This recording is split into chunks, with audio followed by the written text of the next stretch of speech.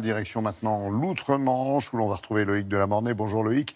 Avec une agitation qui enfle en Irlande du Nord, une terre encore très conservatrice, on le sait, où les femmes réclament le droit de pouvoir avorter, car là-bas c'est toujours illégal, je vous le rappelle. Bonjour Loïc, bonjour.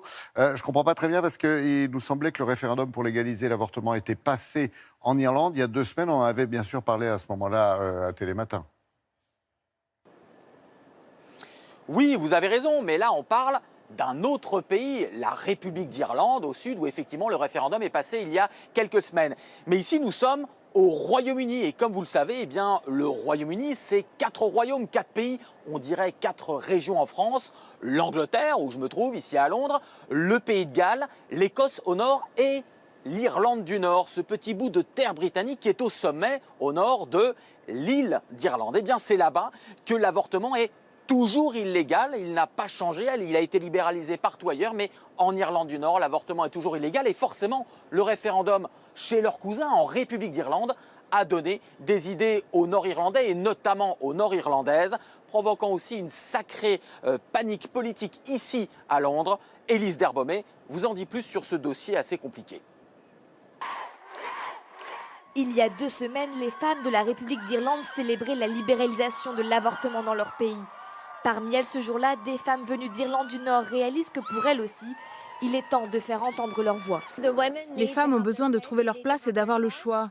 Elles l'ont désormais au sud. Moi, je suis d'Irlande du Nord où on n'a même pas le mariage pour tous. Il faut que cela change et que les femmes aussi aient leurs droits. Poussées par ce résultat historique, les Nord-Irlandaises manifestent aujourd'hui partout dans leur pays, comme ici à Belfast. Comme leurs voisines du Sud, elles affichent la volonté d'abroger la loi qui leur interdit l'accès à l'IVG, même en cas de viol, d'inceste ou de malformation grave du fœtus. Ce jour-là, elles sont plusieurs à avaler devant les caméras la pilule interdite, celle qui met fin à une grossesse. On fait ce geste pour montrer que nous refusons d'être un bastion réactionnaire dans un monde développé.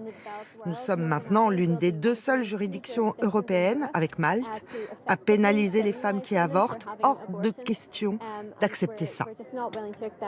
Les partisans du maintien de la loi anti-avortement sont également mobilisés et refusent que leur pays ne suive la voie tracée par l'Irlande du Sud. Les 2 partis demandent à la première ministre Theresa May d'intervenir. L'Irlande du Nord, bien que physiquement sur le territoire irlandais, est britannique et fait partie du Royaume-Uni. Le pays possède son propre parlement et légifère une grande partie des lois. Mais les fonctions régaliennes comme la défense ou l'économie sont votées au Parlement de Westminster à Londres. Theresa May pourrait légaliser l'avortement en Irlande du Nord et passer outre le Parlement de Belfast. Mais elle se heurte à l'opposition des députés nord-irlandais. Depuis sa création, mon parti est contre l'avortement. Nous pensons que la loi en Irlande du Nord se doit de défendre la vie de la mère et celle de l'enfant à naître. Aujourd'hui encore en Irlande du Nord, une femme qui avorte est passible de 14 années de prison.